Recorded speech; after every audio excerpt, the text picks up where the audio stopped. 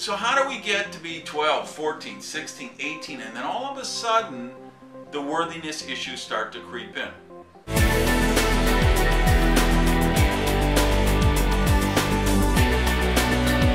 You were born worthy.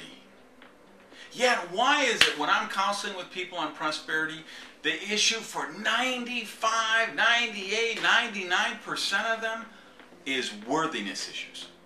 They believe in success and health and happiness, and they want to be successful and healthy and happy, but they don't think they're worthy.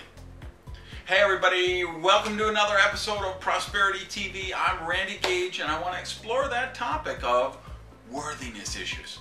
How does that come about? Because think of every baby you know. I mean, every baby every toddler knows they're worthy. They deserve whatever they want, whenever they want it. And all they got to do, a baby cries and mama comes and holds them, right? You're a toddler and you say, Mommy, I want it, I want it. No, you can't. I want it, I want it. No, you can't. I want, okay, take it, You get your way, right?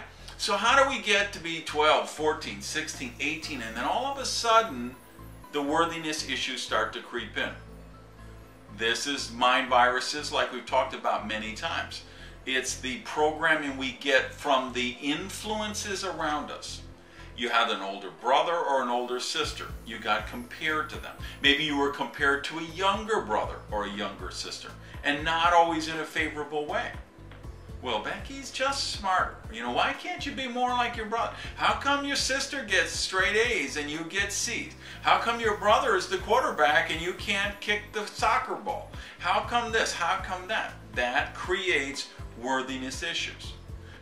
If your religion that you were born with, and I've talked about this in deep ways, and of course, if you really want to get serious about the religion one, you have to read my book, Why You're Dumb, Sick, and Broke, and How to Get Smart, Healthy, and Rich, because that is really deep analysis of this whole issue of mind viruses, in particular organized religion. If you're taught that you were born a sorry sinner, what's the chances you're going to let yourself be successful? If you believe you've got to be reincarnated 195 times and you're only on lifetime number 172, what's the odds you believe, the odds you're going to let yourself be successful? If you think you're a former horse thief or camel thief and you're paying penance in this lifetime, what's the odds that you're going to let yourself be healthy, happy, and prosperous this time around? Those kind of mind viruses, those are what create the worthiness issues. Beliefs you get infected with that tell you, well, okay, success is okay, happiness is okay, money is okay, but that's for other people because they deserve it and you don't deserve it. So think about that. What kind of influences did you have? Could be the media, could be the government, could be organized religion, the family and friends around you. What did they teach you about yourself and your abilities? Did you allow yourself to get infected with those mind viruses? Because if we talk to anybody, we go out here and throw a net over the next 100 people we see at the bus stop and say, how many would like to be healthy, happy, and prosperous? And 100 out of 100 are probably going to say yes.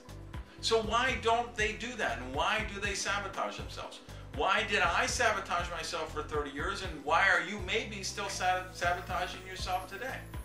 Because you were trained, you were taught, you bought into the belief that you aren't worthy. And man, listen, we're surrounded with people with limiting beliefs. That's a reality of the world today. But you've got to find those, uncover them, blow them up, and replace them with empowering beliefs. Because I promise you, you are worthy. You do deserve success. You do deserve prosperity. Don't let other people's limiting beliefs become yours. Peace, live rich.